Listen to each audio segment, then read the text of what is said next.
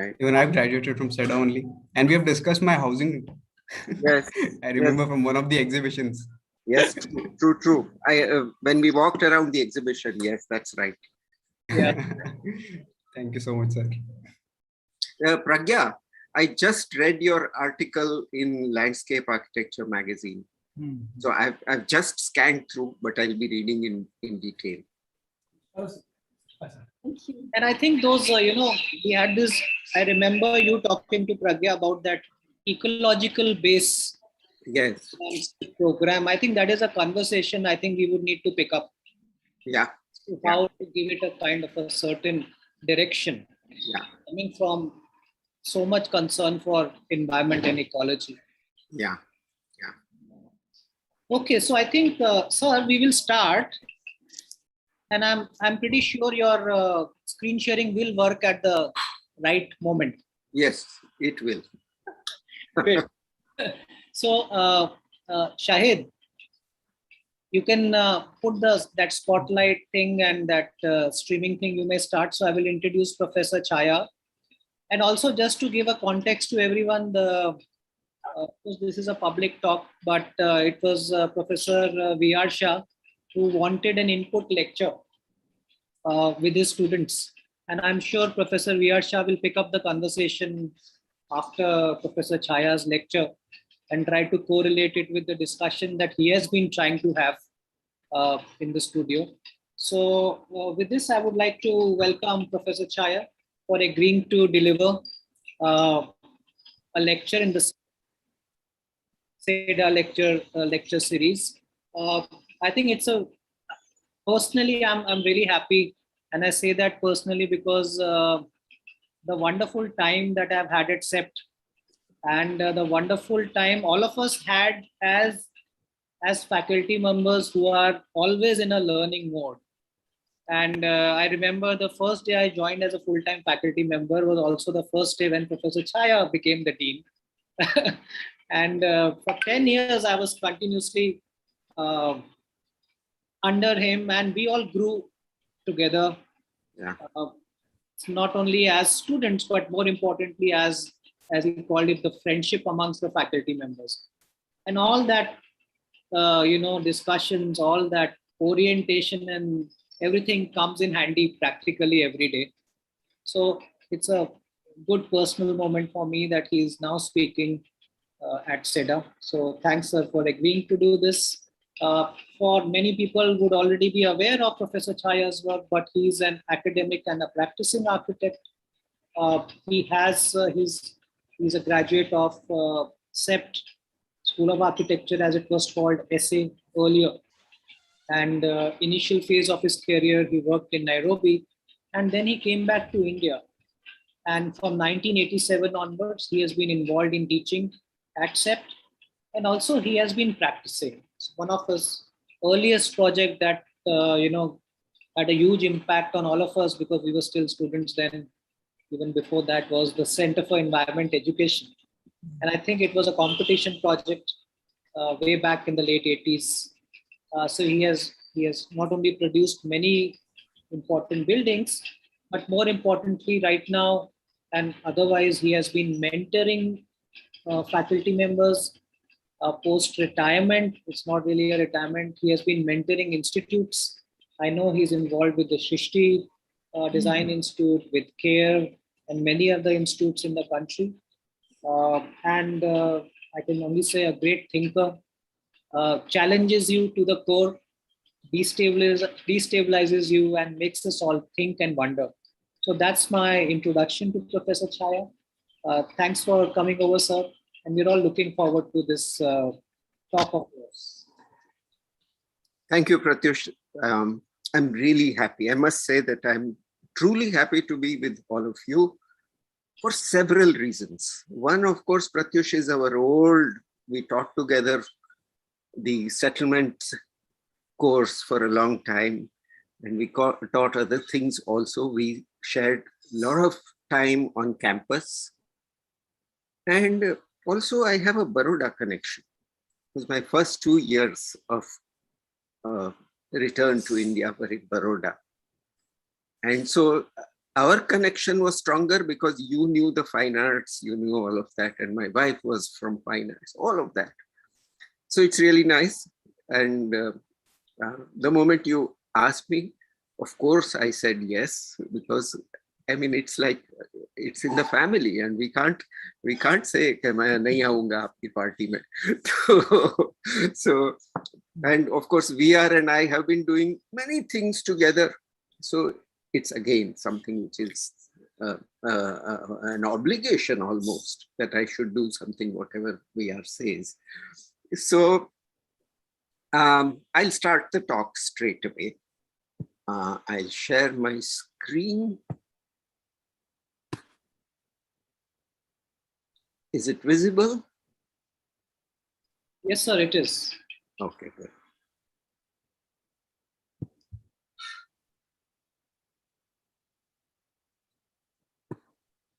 So I call this talk Building Mindfully. Now I must thank VR Shah and Himanshu Parikh, who are my structural engineer friends, who gave me this phrase. It's not my phrase. It is VR and Himanshu who use this phrase, building mindfully. It's very important. And what does it mean to build mindfully? I think it means that sensing the world with your whole body and thoughtfully making. And in that way, I hope we create an architecture that treads lightly on this earth. Because otherwise we have had a checkered history as architects. We build using material from the earth. We take out the soil, we take out sand, we take out stone, we take out all kinds of minerals from the earth. And we ceaselessly extract this material. You should see the quarries of stone in Rajasthan, where we have been taking out stone for making buildings all over the country. You should see the places where they take out limestone for making cement. Every such place near my house now in Alua, the Sabarmati River is being mined ruthlessly for sand, which is required for making concrete. So we ceaselessly extract such materials. We use such materials, particularly minerals, faster than the earth can produce them. It takes millions of years to produce rock. It takes millions of years to produce limestone or sand. And we use them up in a jiffy. Maybe in a month, we can use up tons and tons of soil. So that way we damage the earth. So as an architect, you sometimes feel very bad. This is what we do to the earth. Again, we use energy to process these materials and as well to build. So we use energy to make steel out of iron ore. We need to heat it and so on. And we need things with which to run the machines that build. And so we are constantly using energy. And in doing so, we release carbon dioxide into the atmosphere and we damage the atmosphere. So we damage the soil, the earth, we damage the air. And we have done this destruction faster and faster over the last few centuries. If you look at the rate at which we have been extracting materials and using energies, the graph just shoots up from the 18th century onwards. Last 3 centuries, we've been doing this faster and faster and faster. And now we stand at the brink. At the brink of what? being wiped off the face of the earth? Maybe. Who knows? So this sad beginning to the talk is a necessary reminder of what we do. So how do we reduce our impact on the earth? How do we tread lightly? We need to be mindful of what we do and how we do that. So what means we decide we will do this, we will do this, we will do this, we'll do that. That's what. How we do that is something that requires the use of our senses, our intelligence, our feel, our intuition, all of that runs how. So what do we do and how do we do? We need to be mindful of both of that. What we do is not entirely in the hands of the architect, but certainly the architect can have an effect on how society decides what to do. So we need, first of all, to carefully reconsider our needs. I don't know if you've looked at what your grandmother used to consider needs, or what your great-grandmother used to consider needs. How much water she used to use, how much space she used to use, how much comfort she used to demand, whether she had an air conditioner or not. And more we have been expanding the range of our needs, so-called needs. I put that in inverted commas. Are they really needs? Or are they wants? Something that you, like a child, a child who is demanding a sweet. You say, no, you must give me that. And then, have we become like that? So we need to carefully reconsider our needs. And architects can advise society, can make society aware of how, with fewer devices and fewer spaces, one could still have a happy life. If we design well, then with less space, less materials, less construction, less everything, we might be able to still give great deal of happiness, because the happiness will be in the immeasurable. Just imagine when the breeze flows over your body, how happy you feel.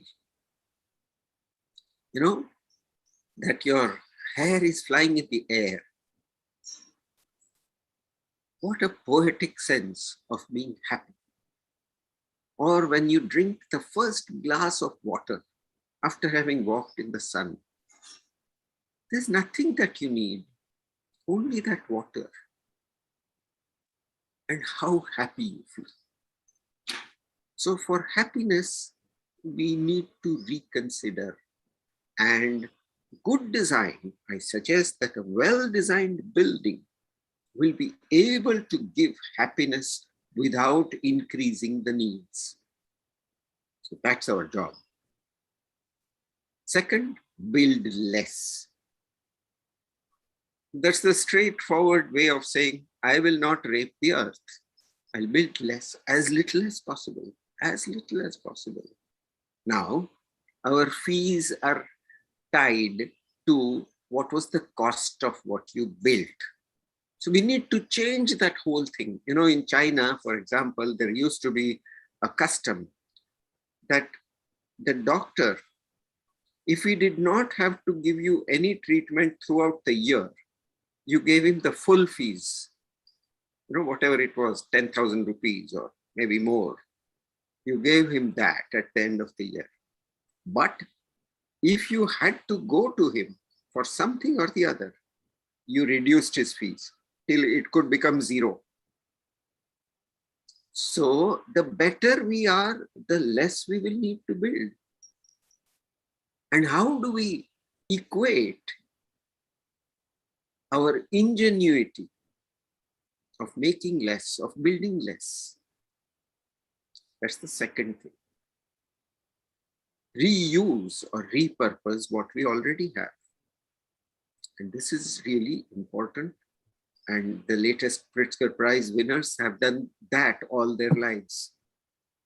And finally, build intelligently. Don't just throw materials at the building. Don't just waste anything. Don't carefully, stringently look at the use of everything. How can I reduce it? How can I make it perform more? How can it give me more than what it normally does? This is called intelligent building. So, to build mindfully and intelligently, we should evolve architectural configurations that are beautiful, expressive, and appropriate. If they're beautiful, we get a satisfaction of a certain kind. If they're expressive, we don't need to go and give long lectures. If they're appropriate, then we can comfortably do what we are supposed to do. So we need to evolve architectural configurations that are beautiful, expressive, and appropriate, while taking into account structural and constructional elegance. Now, this word elegance is very important. I have not used the word efficiency there. It is not a question of measurement. It's a question of wonderful, harmonious use of the knowledge that we have of how materials and gravity work together. So elegance. See, when you look at a ballet dancer, you say how elegant she is. You don't say how many calories she used, now she will be able to be slim. You don't count that. You don't make it an efficiency equation. It is an equation of elegance which has no measure. So we'll have to start working on that. Select materials that minimize harm. So less processed materials, materials that can be renewed, that means they can be grown again. These are the materials which we should try to use, but that may not be always possible.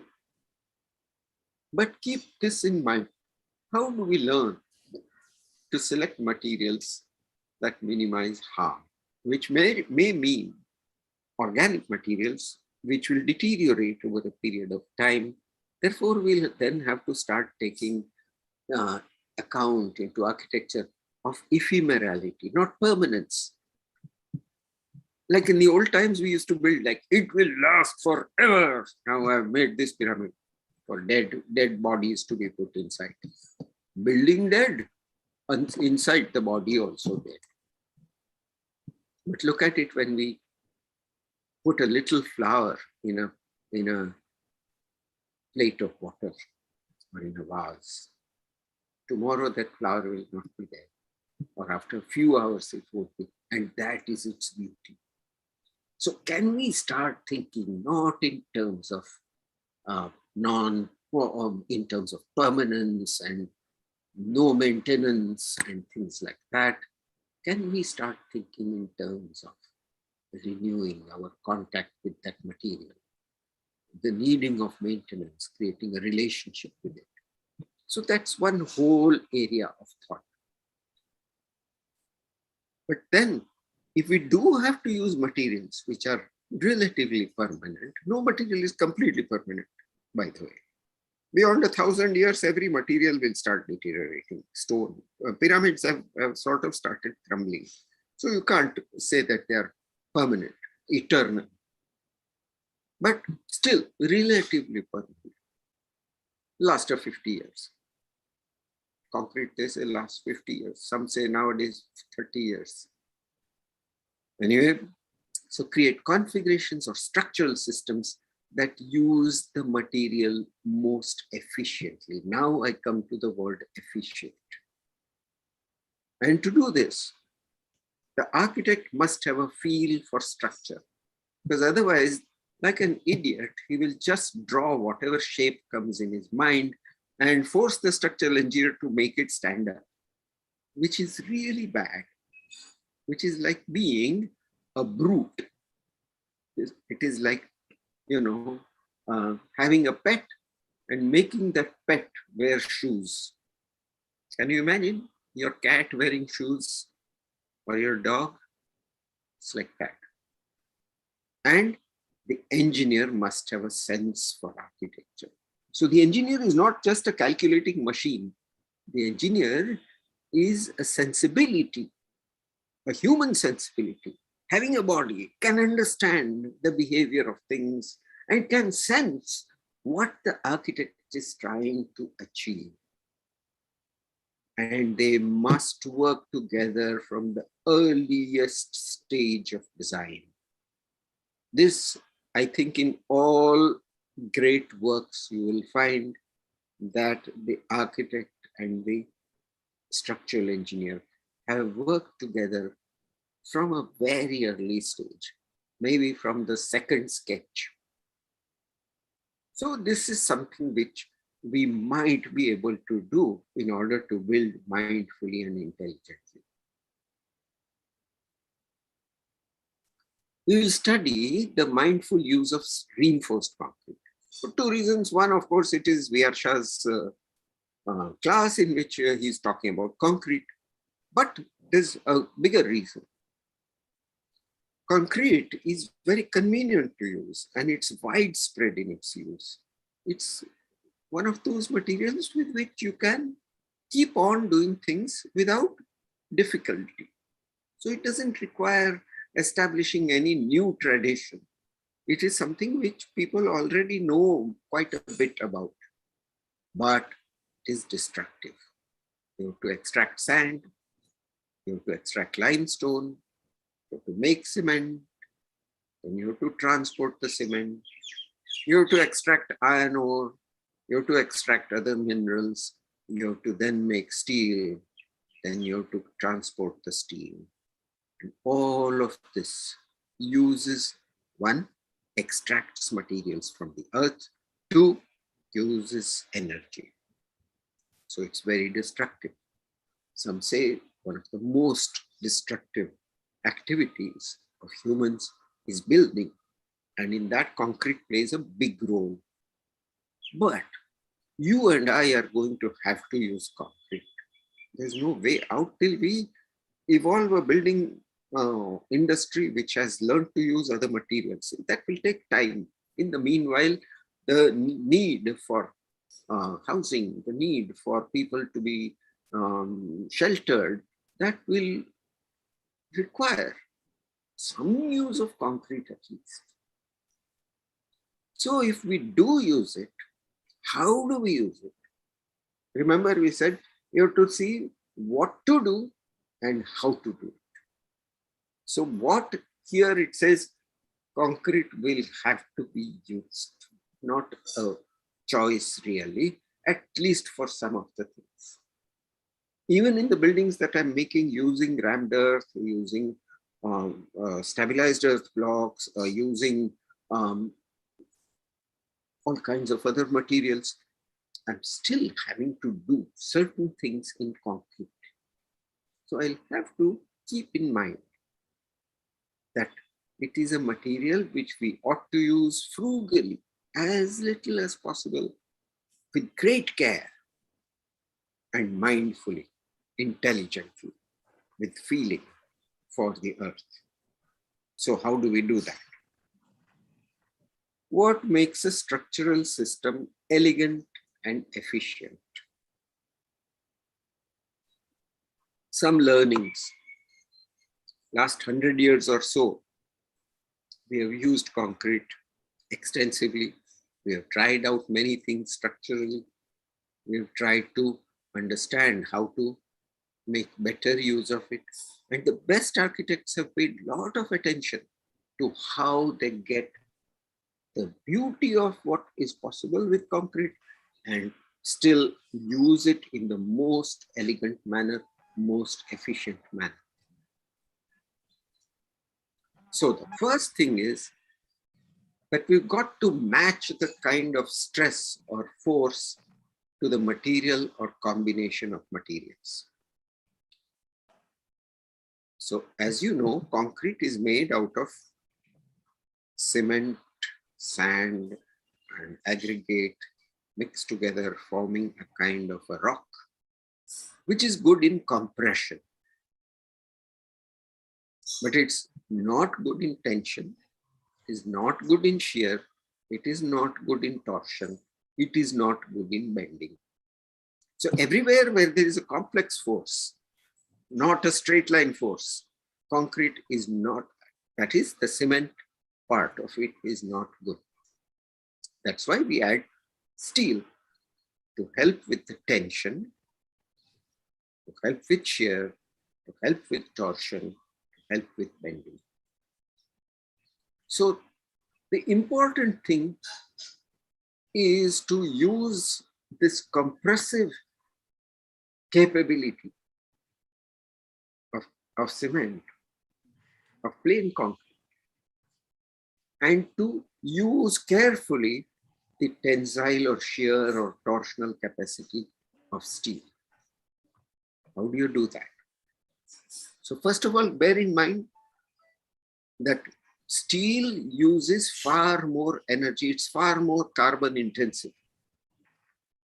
So the less steel you use, the better. That means if you can avoid bending and tension and shear and torsion, you can do wonderful things, but that's not possible if you are wanting to span or if you are wanting to achieve height.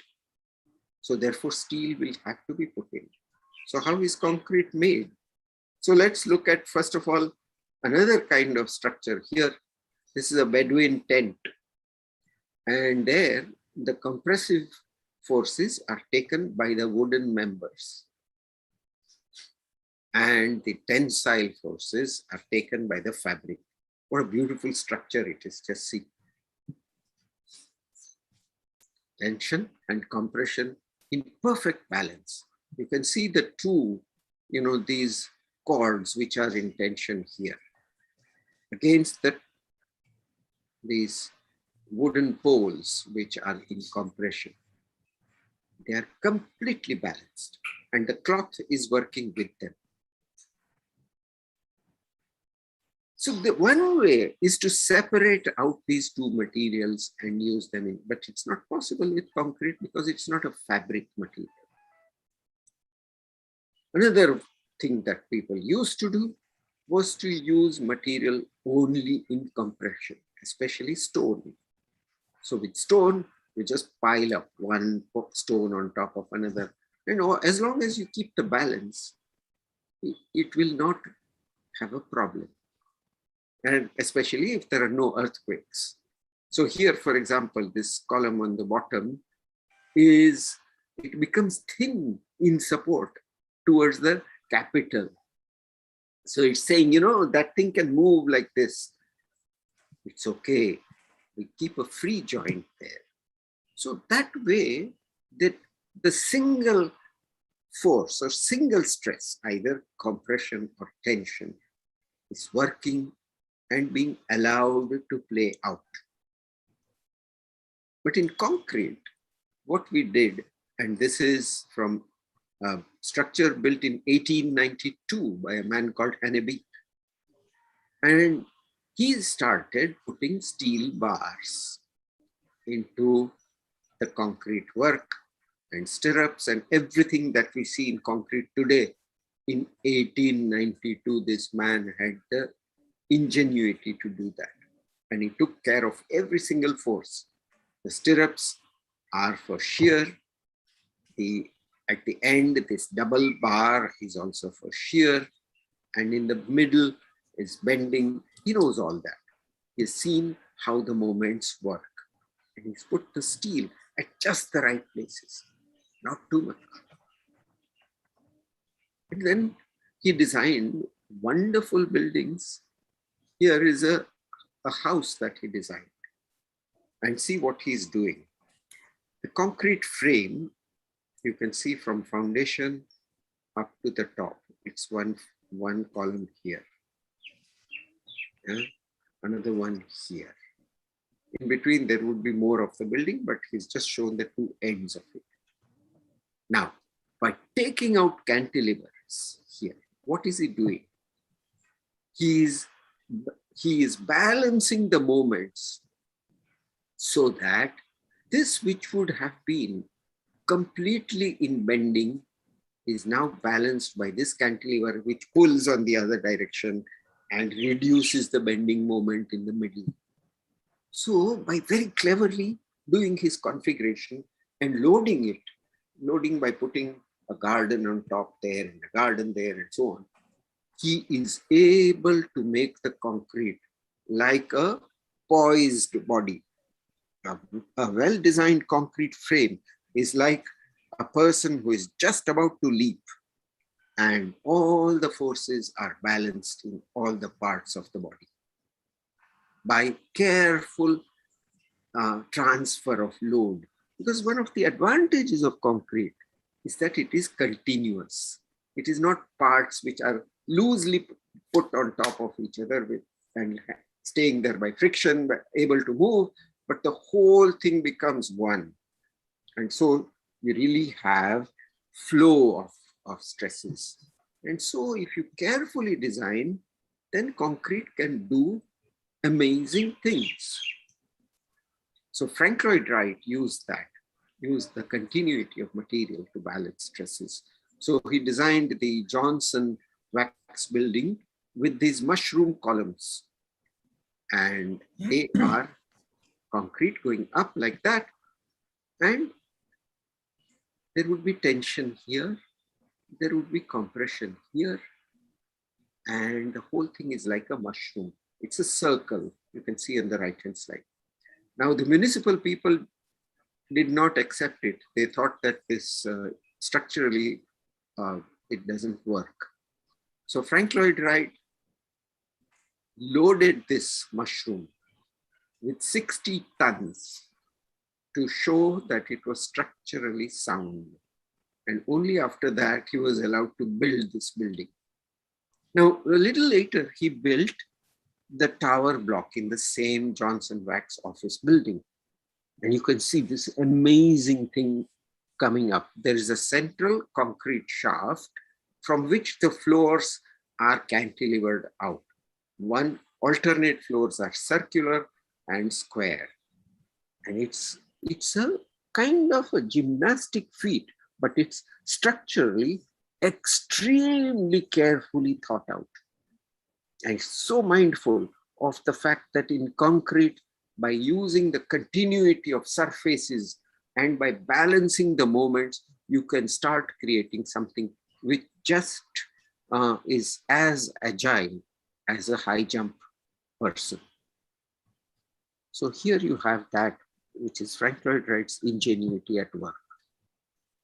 And he did this in many other buildings. In almost all other buildings in that early period, which he built in concrete, he would let the slabs hang out beyond the supports.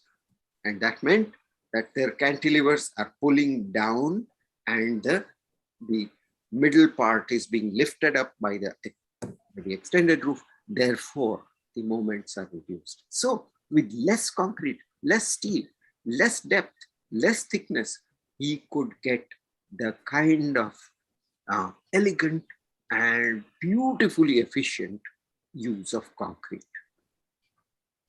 This he did in the Yahara boathouse, which I showed, and in the Unity Temple. And of course, in falling water. You must have seen better photographs of this, but I just want to show this because it doesn't matter quality of photograph. See how he has the daring to project that concrete. You know, the railing or the or the, what do you call it, a parapet of this is a structural member. It stiffens the plate which is hanging. So here you can see here. So every part of it is doing a structural job. It is, nothing is wasted, and everything is carefully balanced one against the other. That's what we would call the mindful use of concrete. This became something that gave a lot of inspiration to the artists of the 1920s in the dish tile movement. And they started working with planes, because you can see Frank Lloyd Wright is working with planes which are going past each other. They are not sort of ending and forming a box like that. They always go beyond like that. With that, your space started opening up. So it started as something structural, but it became something which gave a new spatiality to architecture.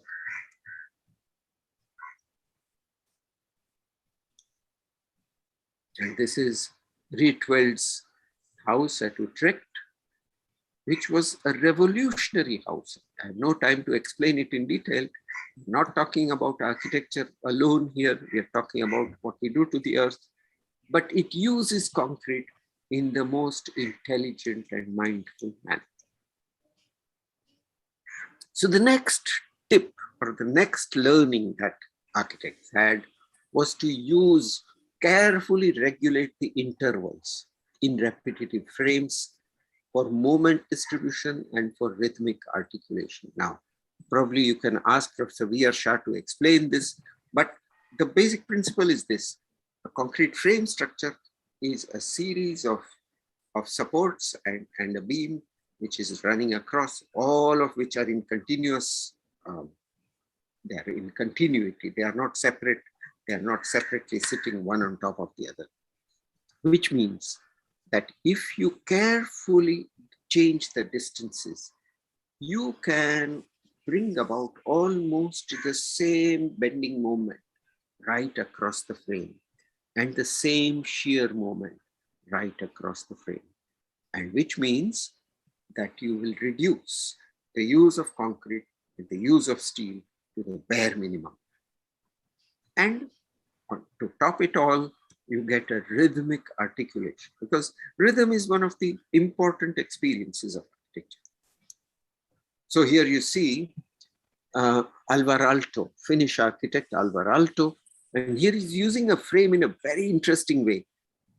This is a kind of tree. This is the Paimio Sanatorium, where he needed these balconies for the patients to lie, to take in the sun. You know, they thought that that would cure them of TB.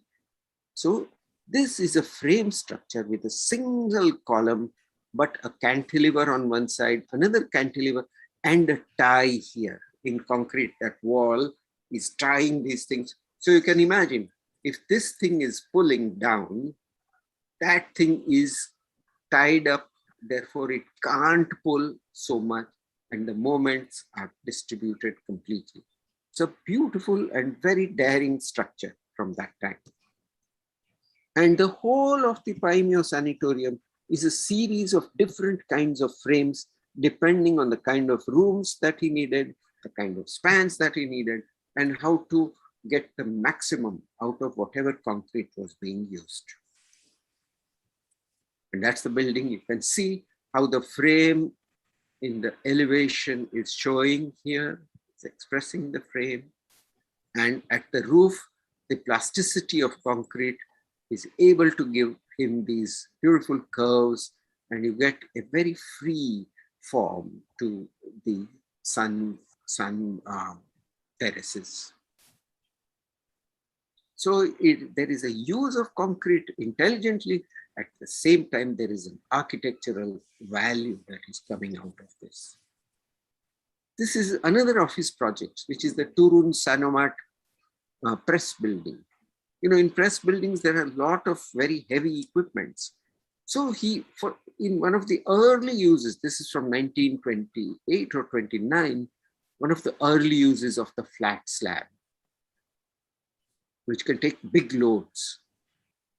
And the early uses of the concrete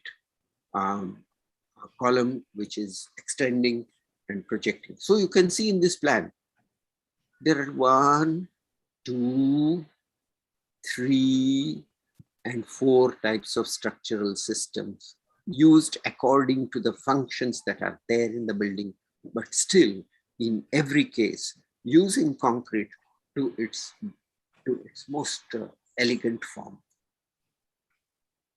Another building, which is the Casa Fascio in Como in Italy.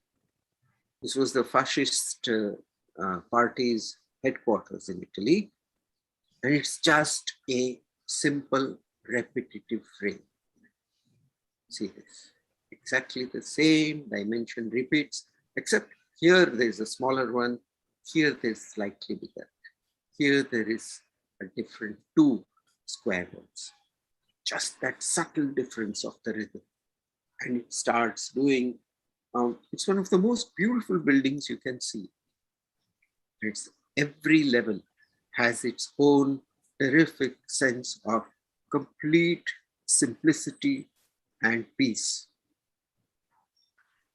There you are. See how small are the concrete members. How carefully it is all brought together. And Khan's building for the gallery, the museum and gallery. This is something which looks so dull as a plan, all squares, all squares. But he does few things. One, he makes this one as a triple height or 4 height space. This one is another one. That's one thing he does. Then he interrupts this here and here. And he very carefully puts the staircase and lifts and services there, and another one here. But see the elegance of the building. The concrete at the bottom needs to carry the upper one. Therefore, this part is big, chunky, and then it becomes thin and elegant. And it is clad with stainless steel and glass, and internally it is wood. This is the Mellon Center for the Arts, which is one of his finest buildings. So simple and yet so effective. Yes, next we come to, if you follow the lines of stress, anything that you span somewhere, the stress lines will develop. There'll be bending, there'll be some stress this way, that way. If you have a plane which is bent along the stress lines, then you will have no bending stresses. You will have either all compression or all tension, and you will be able to do with the thinnest of members. So this is the principle of the hyperbolic paraboloid shell, which was mastered by so many engineers, Maillard, and then Torroja in Spain. And here, this one is the work of Felix Candela in Mexico. So you have a doubly curved plane. It's called a hyperbolic paraboloid. It can be in this form. It can be in the form of a saddle. The red line shows compression. The white line shows tension. And this is an umbrella form with an umbrella type foundation as well. See how he had to demonstrate to the Mexicans that it will stand. So he built one small one, and see how many people are standing on top. And it's only 50 millimeters thick. This shell is 50 millimeters thick. And the steel inside is 4 mm. Just imagine.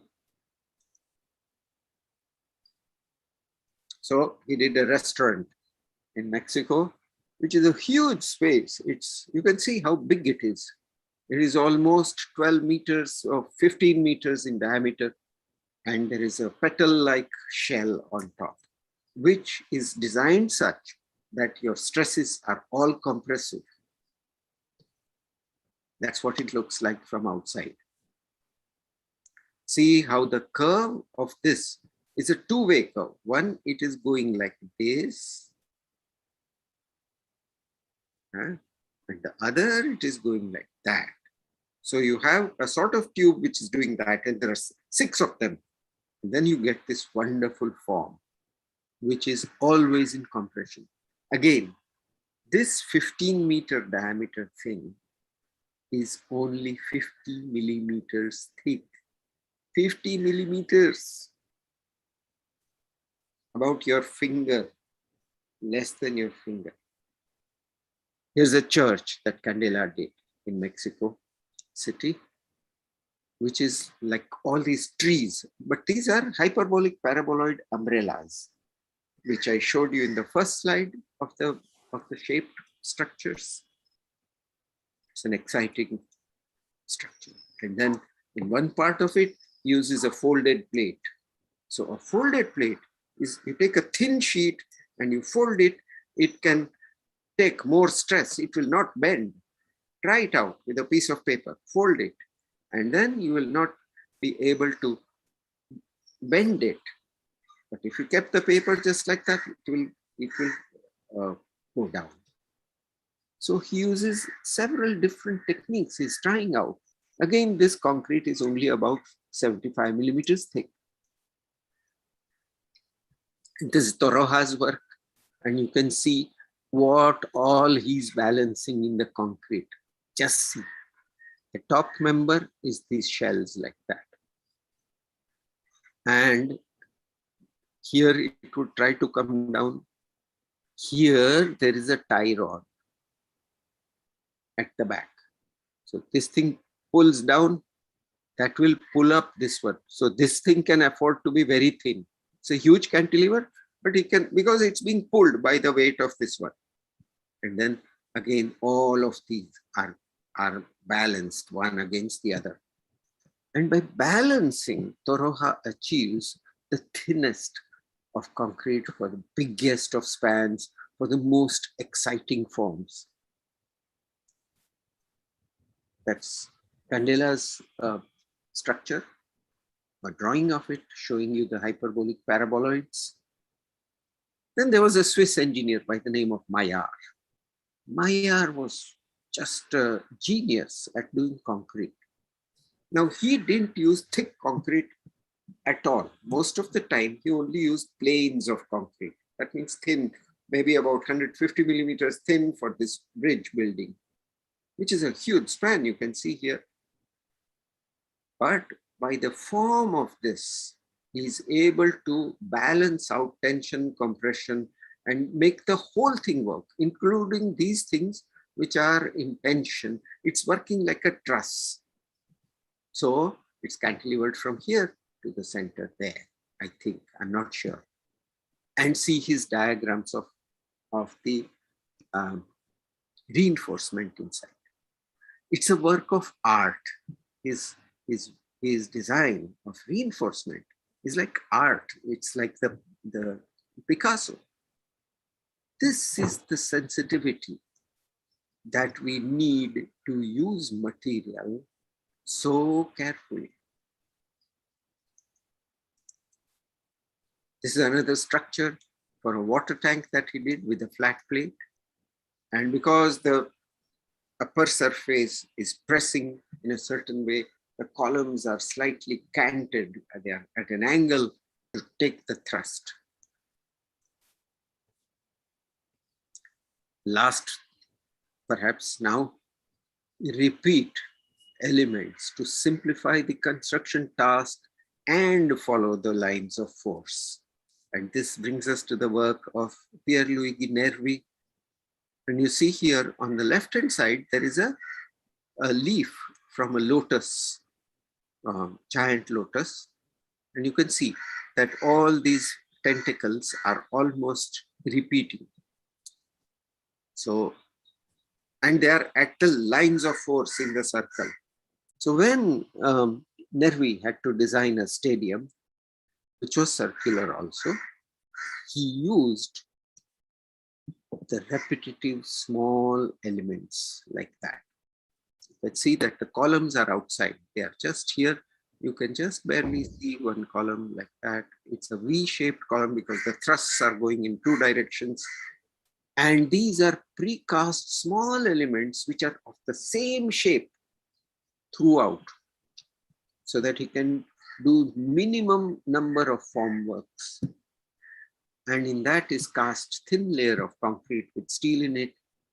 And the shape of this gives the strength, but constructionally, it is also much, much more energy, less is used, less equipment is used, it is faster, and it is cheaper. Another aircraft hangar, which is made out of precast elements, which are then cast together on site.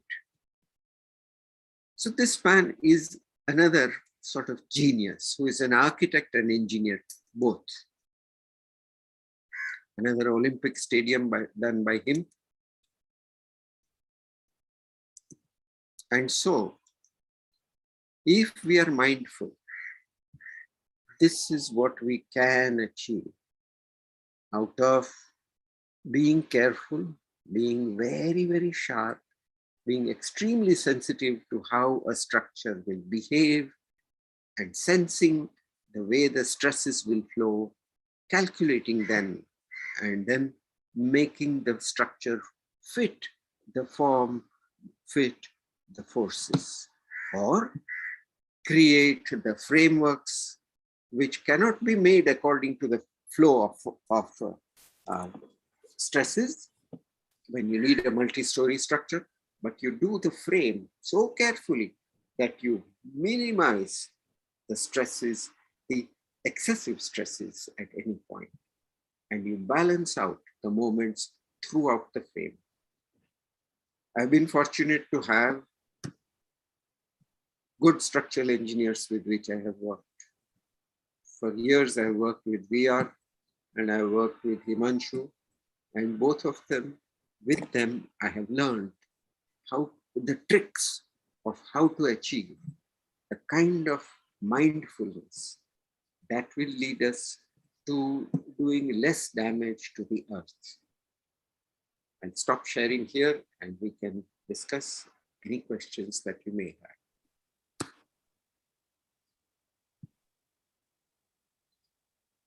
Thank you, Professor Chhaya.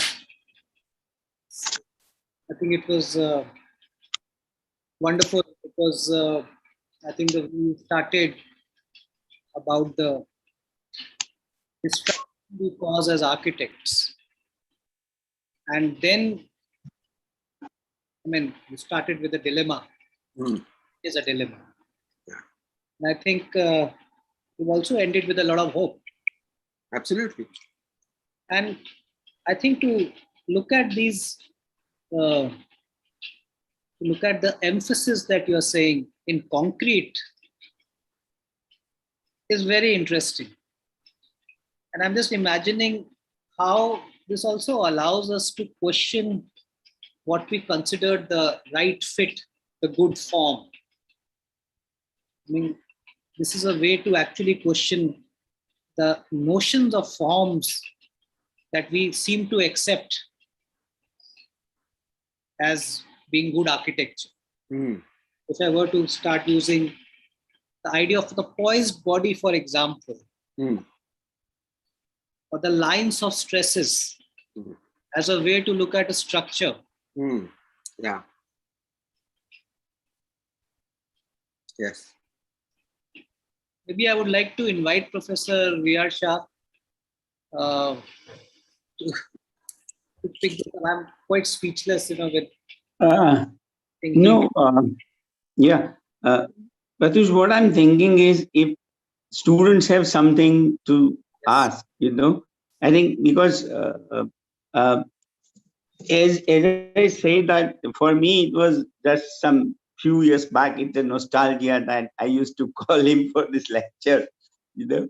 And I think what he added, partly we had also discussed, and that, of course, this because of this, time constraint of 1 hour. But his own structures, where he talked about that using the rammed earth and just concrete bands and what you call bird. So minimizing the use of concrete is also a good example, actually, where and at, I'm sure he has done other experiments also.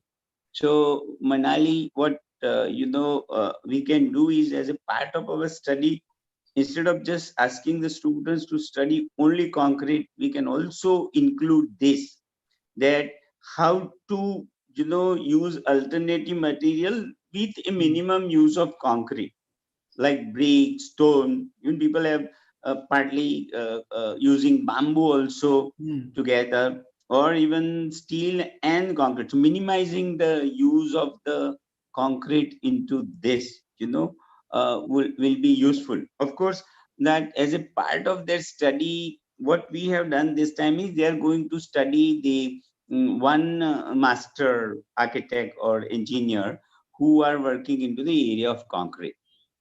So maybe that we can also have a framework under which they can, look at the how mindfully they have evolved the system, or for that matter, form or use of the concrete. I think they need to stress their mind in that direction. So at least they can start thinking in that direction, that if you want to use it, because what we have done is that we have not given them the Nervi, Felix Candela, and Mylar. I said, don't take them. About that, I'll talk. But you take others and let's see that how much they can bring it. So I think it will be good that if we had some discussion with students that Chhaya is going to come. So if they have any question, I think it would be good to if they ask some question, then we'll have some discussion. Of course, because we had discussed that we'll also, instead of just taking what me and Manali is doing, we can change a little bit, and just uh, give a new direction to the course that we are doing. Because see, Professor Chhaya, what has happened is we were thinking and we could not do except we are doing it here. So here the construction and structure course is taken as one.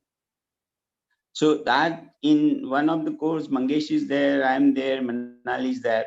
Here, me and Manali and one more person is there.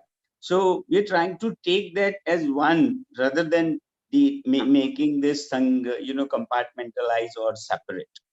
So that Excellent. is happening. And I think we as uh, Pratyush can say more onto this. Yeah, it is giving good results actually.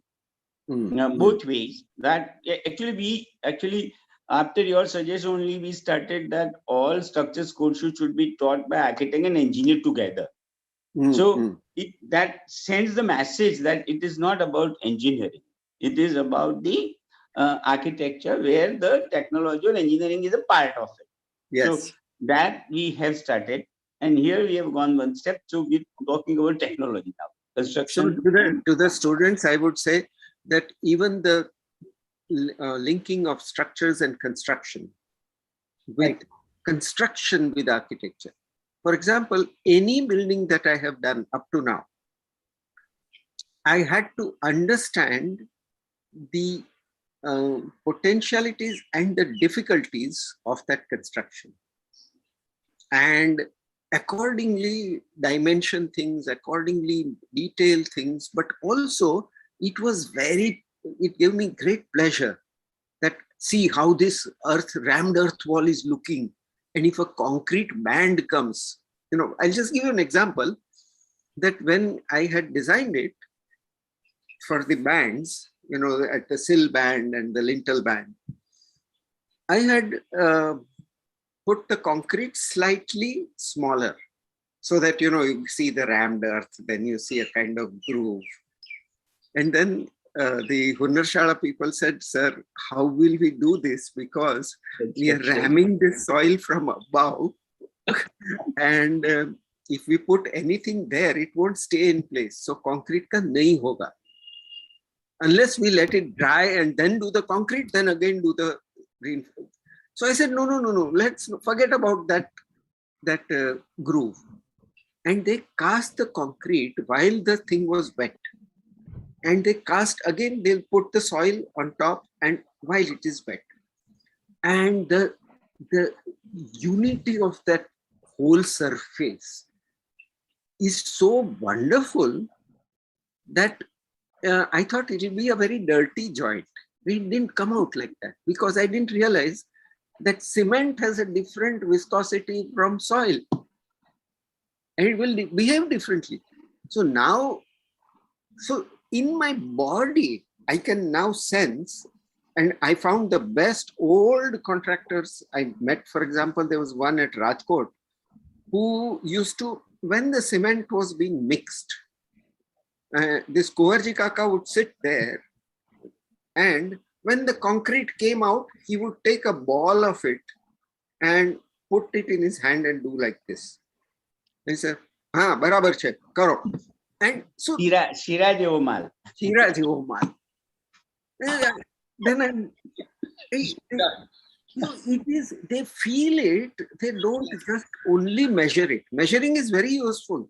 We must have tests, we must have measurements, but we must first feel it in our own bodies so that then, so therefore the students have to sense or have to imagine themselves being the constructor when they are doing construction.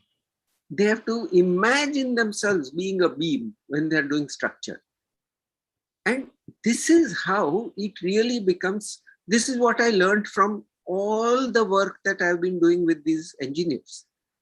That I have seen engineers who get very excited and say, no, that pipe will get completely blocked. Don't do this. You know, they get very excited when plumbing is wrongly done. And it is so nice to see a person with that kind of passion, even for shit passing through a pipe. Now, this is something which I think as a people who are builders, we are builders, we are makers. We are not just sort of artists who sketch things. We are artists also, but we are makers. And I think that is something which in structure, construction, and architecture together, you get this. The artistic sense of building. So, sir, a student has a question, Dhwani Pakwana. And Dhwani, you should also introduce yourself first and please ask your question. Yes, sir. I'm a student. I've just joined for the first year and I'm for interiors, right? So I wanted to ask you, how can we incorporate these principles in interiors? Can you just give a gist of it? Yes. Now, even in interior, suppose I'm making a table or a shelf. I'm using material, no?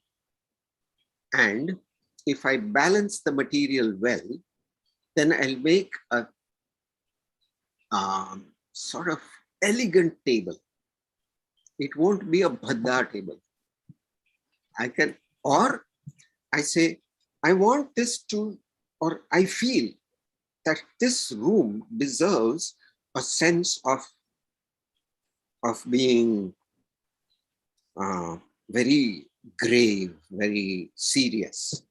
And therefore, I'll make everything of a kind that it says, you know, don't fool around with me. Don't fool around with me.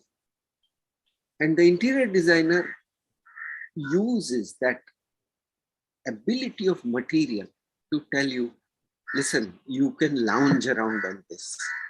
Listen, don't fool around with this. I am made this way so that I can be kept clean. Don't mess with me. Yeah. If the material of your work can show, can convey, then you will have used the material to the best.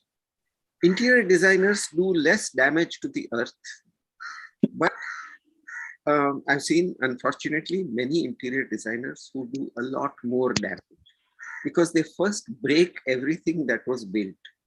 And then they put false ceilings and they put all kinds of things to cover up. So don't cover up. No, the interior design should show the process of having come into existence, just as architecture should show how it was built. And if it does that, and if it says, listen, I'm careful with the earth, I'm not wasting anything, I'm just giving enough, then, so the interior design, which has also a responsibility of frugality.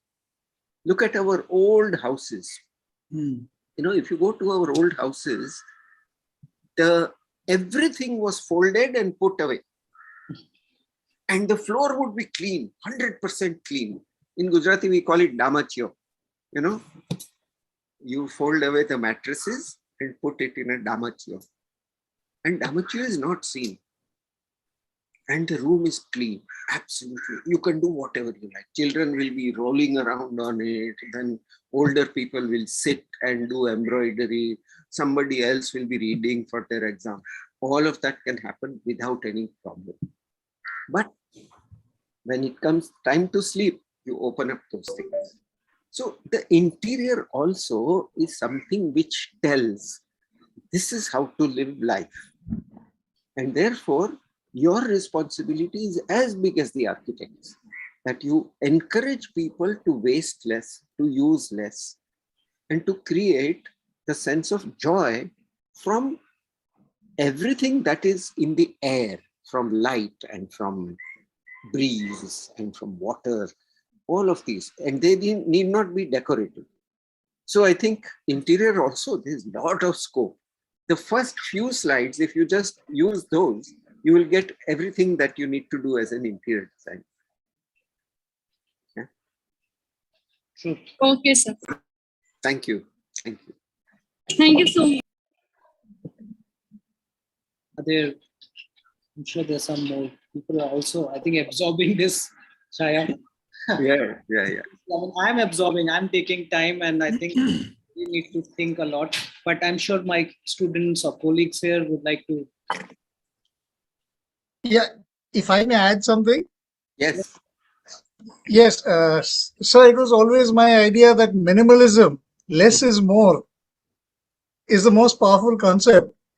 And I saw your message also in the presentation when you took a stark white on black, less letters, and you conveyed it so strongly. Amazingly done, sir. Thank you.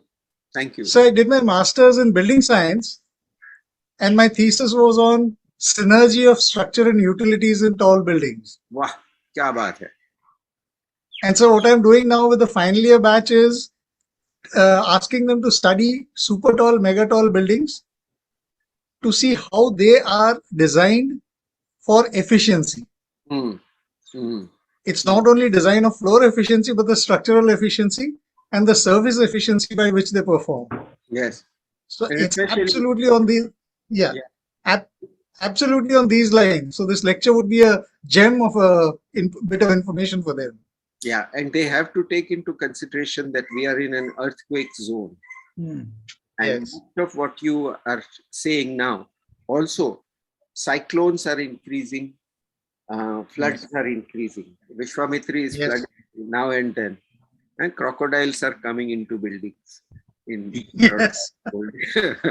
So, how will you do all of this in such a way that all these new changes to the environment do not endanger life?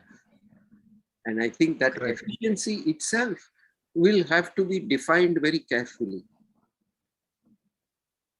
Because efficiency is not just in saving of material and saving of money, it is also in the creation of networks of human relationship. So sometimes something looks a little inefficient. Let us say you take a social occasion in our system, a marriage. Nowadays, of course, there is a contractor who makes the food and serves and all that per plate charges. In the old days, there used to be 3-4 elders who would take charge of buying the material, 3 others who would take something else, some other people who, and that network, what was it doing? It allowed the tensions in the family to be played out. So the marriage was a time when fights would occur. And I think Mr. Yagnik would but it was also the time when people were happy together. And that the energizing of the human network is also one of the efficiencies. So I think there are so many efficiencies which contemporary life has forgotten, but which we need to bring back. True. Right. May I ask a question, Professor Yes, Pratyush? yes. Yeah, I'd like to. Please, sir, please. Yeah, I just have a question. Very fascinating lecture, sir. Thank you so much, and it's put a lot of thought. Also, using less is actually making more. So one thought I had is, I mean, I couldn't help but compare, even in Gujarat region, the old homes that we see, the heritage homes that we see, the kind, they have never used concrete, very minimal design, and yet they're 200 years old, surviving cyclones, surviving, still existing. Yes. So maybe could there be a lot for us, today's generation, to learn from the past? That is one question. My second question is, I was fascinated by some of the photographs that you showed. I'd never seen them before. And the first time I saw them, such a thick wall of concrete, it's amazing, some 50 millimeters or something. And then, but my question is, this would be valid specific to geography, no? Like in a seismic zone, would this be appropriate? As you said, that cyclone specific zone, would this, I mean, I don't know. It's just a couple of questions. Yeah. As a layman, sir, as a pure layman. So the second question is easier to answer. And that is that it is not necessarily site specific or context specific. Oh. I have designed hyperbolic paraboloid shells for the Satyasai hospital at Rajkot, which Himanshu Parikh was my engineer. And that's a 12 meters by 12 meters. And we have a 75 millimeter concrete shell. According to calculations, it could have been 50, but we were not sure about the contractor's capabilities. So we kept 75. Okay. And again, there is a hyperbolic paraboloid shell structure at the Swaminarayan meeting hall at Gandhinagar. And that is again 18 meters by 18. That means 60 feet by 60 feet. That is only, again, 75 millimeters. There too, the calculations showed 50, but the Swaminarayan people said, please, thoduk to am vichar karo. પછી બધા સરકારના engineer આવ્યા જોવા when this shuttering was to be removed. And at that time they said, no, please don't remove, this will fall. And so Himanshu Parikh got a phone call from them. And he went to the site and he stood there and said, now start removing the shuttering. And he stood underneath. And so this is the kind of thing, there are, Mahendra Raj has done shell structures. A lot of very, very good shell structures have been done in India. And in fact, the best textbook on shell structures in many parts of the English-speaking world, not the Spanish-speaking world, where Torroja and Candela had virtuous this thing. But in English-speaking world, there was an engineer by the name of Chatterjee in Bengal, in Calcutta. Okay. Chatterjee and Polk was a very famous firm. And Chatterjee wrote a textbook which is still used by all engineers. Even when these shells were being designed, Himanshu Parikh used the mathematics of Chatterjee to so it can be used everywhere. you can take the precautions required for whatever is the case. Correct. So that's one.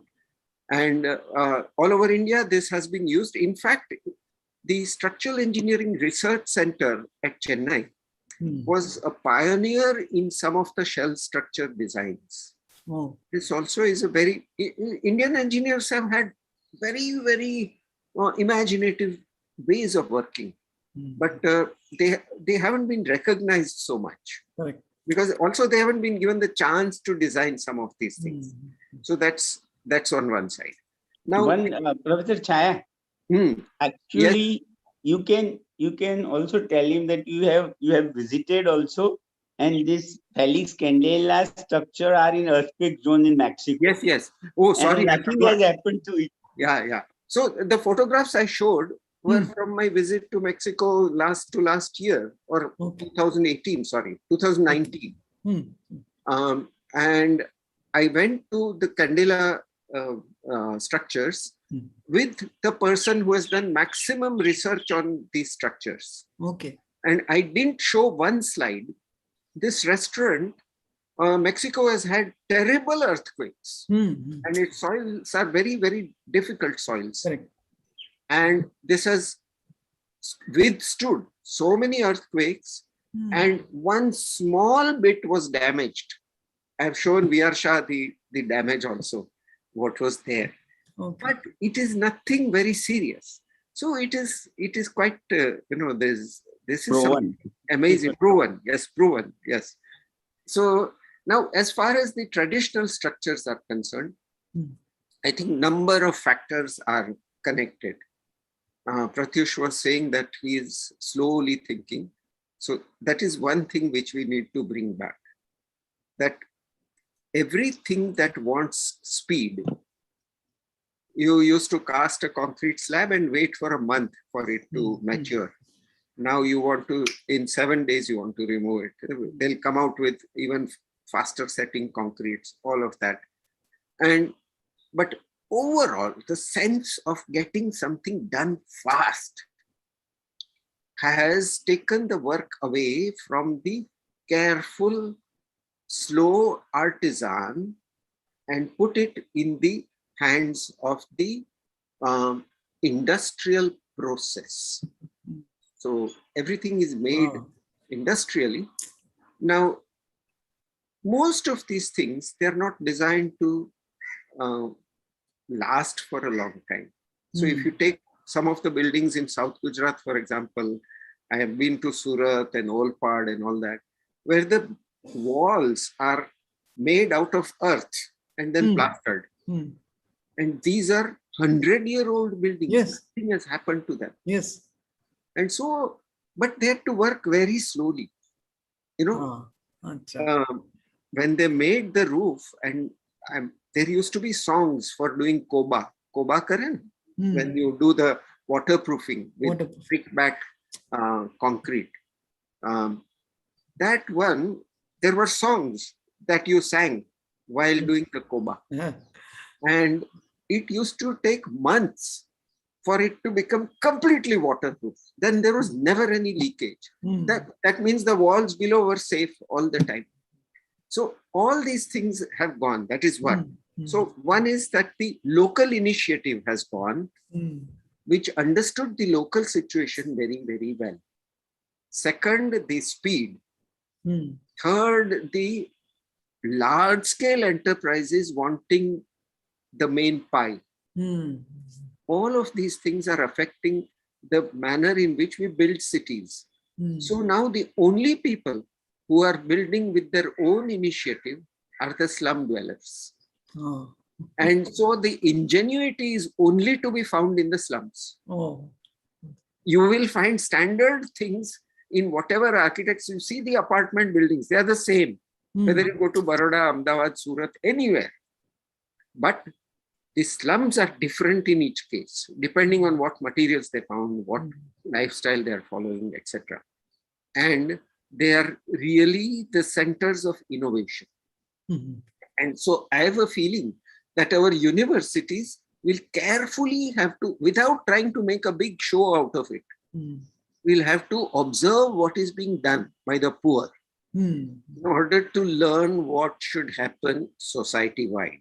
Ah, I think this is something, because correct. you can make a fashion out of it, that will, I'll study so-and-so slum. That's a fashion. And all the Americans come to study, Dharavi and all that kind Right. of. That's not the thing. You really have to not be so far away from that poorer lifestyle. Mhm. And I think that is also for students. It's so important that they experience all kinds of lifestyles throughout their career. Hmm. When I used to teach at University of Nairobi, the first week they would live in a slum, because that was where a lot of architectural thought was required. And they should understand what all are the difficulties when you don't get water supply, when you don't get sanitation, all of these things. So a whole lot of changes in educational process may bring about an appreciation of, and now I've gone far beyond the confines of this lecture. And it's a subject on which I can talk for maybe 2 hours if we want, but that we should do later. Let's not trouble the students with this. Yeah. I think Mansi has a question. It's very interesting, sir. Thank you so much for your comment. In management, we call this frugal innovation. That's Yes. the new buzzword, frugal. Thank you so much, sir. Okay, we can have maybe a question more. Mansi, you want to ask a question? Yes, sir. Hello, sir. So, it was a very good learning throughout each and every word of this lecture. This is Mansi, currently in 4th year architecture. So, the question which I want to ask is about as you said, every material starts its deterioration at certain amount of time. So, we as a maker, what should be our call to that kind of building? So, many things like retrofitting, renovation, or completely destroying it and building over it again are coming up, and so on are going. So, what should be our take on such kind of buildings? So, one of the most enjoyable tasks that you can have is to take a bad building, but which is still sound, generally sound, but doesn't fulfill many of the things that one would like. Doesn't have a nice sense of relation to the landscape, doesn't have a good sense of light, it's probably not very comfortable, it's probably feeling very cramped, that kind of space. And to try with minimal intervention to bring about a qualitative change is one of the roles that architects will now increasingly have to take up. Because we don't want to use up more space and more material. And it is more responsible to take whatever we have and do what we can do. And so much is possible with that. And so there used to be this picture of the architect as a kind of hero. It's always he. It will be he. Much of the destruction on earth has been done by he figures, but that apart. So he's standing on top of a mountain and he has a vision for the next 100 years. And he's coming out with some fantastic ideas, totally revolutionary. Howard Roark is the man I'm talking about. And that kind of image of architect will have to change. It will have to be of a person who is able to work at whatever level and scale. Of taking things like our grandmothers used to do. Listen, every little thread that they found, they made godadi out of little pieces of cloth. They never wasted a single cloth. So I think there is much wisdom in some of the old ways, and the architects can really pick it up. And if an architect specializes in this, I'm sure she will have a fantastic practice. Once she shows that today I changed this house, it was like this, now look at it. without breaking many things, without changing so many things. And now you see the difference. And personally, I've enjoyed a lot whenever I was given a fairly bad building to work with. In my recent work, it is all that kind of work. I haven't done new institutions for a long time, but I've done a whole lot of improvements. Tigdabaji, as they call it. Thank you so No, much. one of my client used to call Phatela Kapadana doctor. He told me that yes, sir, તમે ક્યારથી ફાટેલા કપડા doctor. Yeah. No, this is wonderful conversation. I think, Chhaya, you're right. I think we'll have to have you here in person, because it is not only about concrete and architecture. I think what the point that you're raising is about we as a society, Yes. and also consequently we as an institution. Yes. I think there's so much that one can begin to really ponder and question. Yeah, wonderful. It's been yeah. I think there is one last question remaining, which is of Karan. So maybe Karan has a question. Let us answer. Yes, yes. Good evening, sir. Shall I speak? Yeah. Good. Good evening, sir. Current year's third year BR student and newbie. Sir, I have a question that what makes falling water an extraordinary space?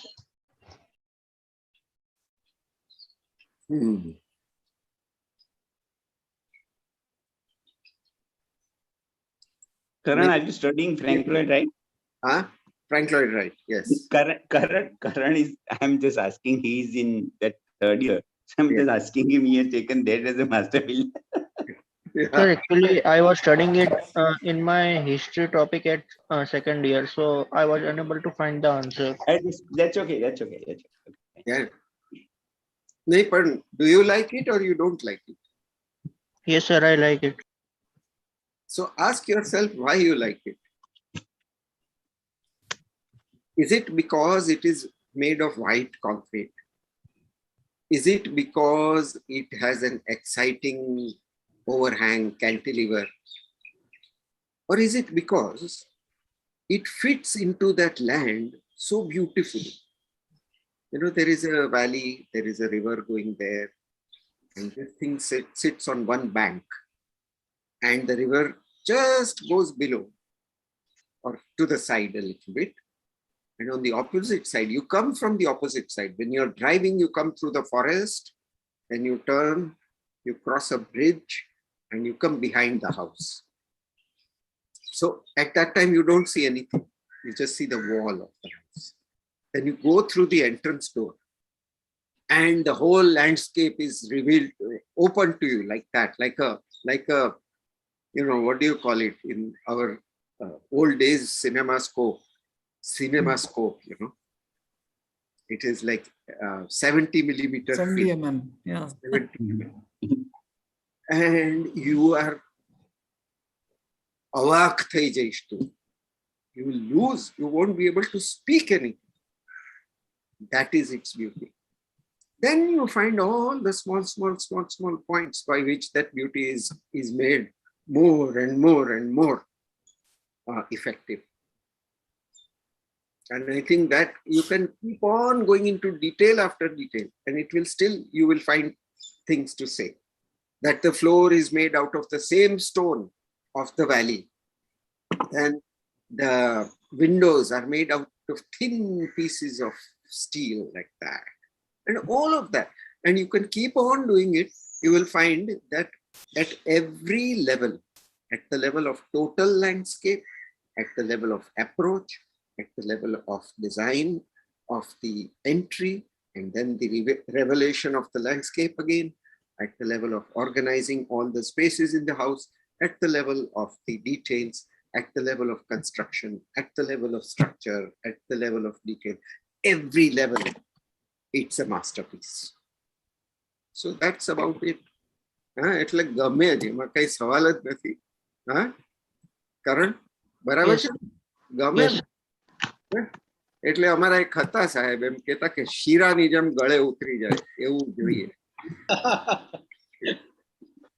Yes, sir. Thank you, sir. All right, okay. I think this has been so nice, Chhaya. Really, So, conversation. Somebody. so, so this is Manali here. Me and Viyarsha are, working on this, concrete thing and all. So one thing I just want to ask you, or maybe add, or maybe you can elaborate on this. We are also doing things like we are asking students to understand these masters or this, famous people who has taken certain decisions or to create that structures, or there are some some stories behind that. So we are also asking them to find out those stories, or maybe why they took that decision to make a precast thing, or why they took that decision to make a shell structure. So can you maybe elaborate this as we were discussing this Nervi structure? So in that stadium, what did he because of some time constraint, or because of some No, it was, I'll tell you, Nervi was one of those, the system of tendering in Yes. Italy in those days. Turnkey kind of contract. Yeah, you had to give a turnkey Yes. proposal. So the cost had to be lowest. Design, you could have whatever you liked. All the conditions had to be fulfilled. Stadium of this size, so much span, no columns in between. All that had to be fulfilled. But the cost also had to be lowest. Now, Nervi thought that where is the cost of structure? One is in all the equipment that you need in order to make that structure. Install it. Yeah. Centering, shuttering. So if you reduce your shuttering and you have a standard element which you can make on the ground and lift, and it is made of ferrocement, it is very thin, therefore it is liftable by two people. You can lift it up and put it in place. And if you can make a structure like that, you will be able to reduce the cost. You won't need large industrial equipment. You will be able to, and you will be able to work in time also. So your labor cost will come down. Now then, once you do that, then the elements themselves have to be made in such a way that they follow the lines of force. So that when you put the steel and concrete to stiffen the thing, which is cast in these ferrocement molds, these are really molds only. Then you can work with very little cement and very little steel. And so he was able to, in every case, he was able to quote the lowest. And so there is a very pragmatic reason that Nervi's structures are like that, but also he had a great artistic sense for what is the scale of this element that I make, what is its geometry, how does the geometry of the total work as a spanning system, and so on. So he combined the artistic ability with the business ability and the management ability to organize the whole building task. So all of these were built by his construction company, not by somebody else. Yeah, there was no project manager, which was his great good luck, that there was no project manager. So we are also asking students to find out such stories, or what made that structure like that. So you can find out Candela's story, because they were all refugees from Europe and they had to find a way of surviving. Then they had to do all these things, the Mexican story is like amazing story. All kinds of architects came from Spain because there was Franco's war was going on and they had to escape from Spain. Then they were penniless when they came to Mexico. And how did they make their profession slowly? How did they become such great engineers? These are all stories which are known. So if you like, we can get in touch with our man in Mexico, who has done all the important books on Candela. And we can try and convince him to give a lecture to your students, because he's the head of UNAM, that is the University of Mexico at Mexico City. And he's the dean of the architecture department now, just last year. And he's a very wonderful man, very friendly. And he'll be very pleased if we ask him to do so. So let's do that. Okay. Yeah, Maybe you can, Pratyush, it can be another public lecture. And that way I can tell him that it's not only for one small group of students, but it's India. Correct. Yeah, and I think students from other institutes and Yeah. that. I don't know. Thank you, sir. Yesterday I had a talk with Vijay Kumar Trichi, and I gave him the link also. I don't know, are there any people from there or they have joined? I sent the link to them. I sent the link to Anshu at Calicut, and also to Rajkot. Chhaya is also getting recorded in YouTube. So the good thing is that it is always there. Yeah. But we can all go back to it as well. Yeah. I think we'll have to, Professor Viyarsha, I think we can close the session. It's been a long day. Yeah. You know that, no? There's no end to what we are talking about. We had our semester end exhibition today. Yes.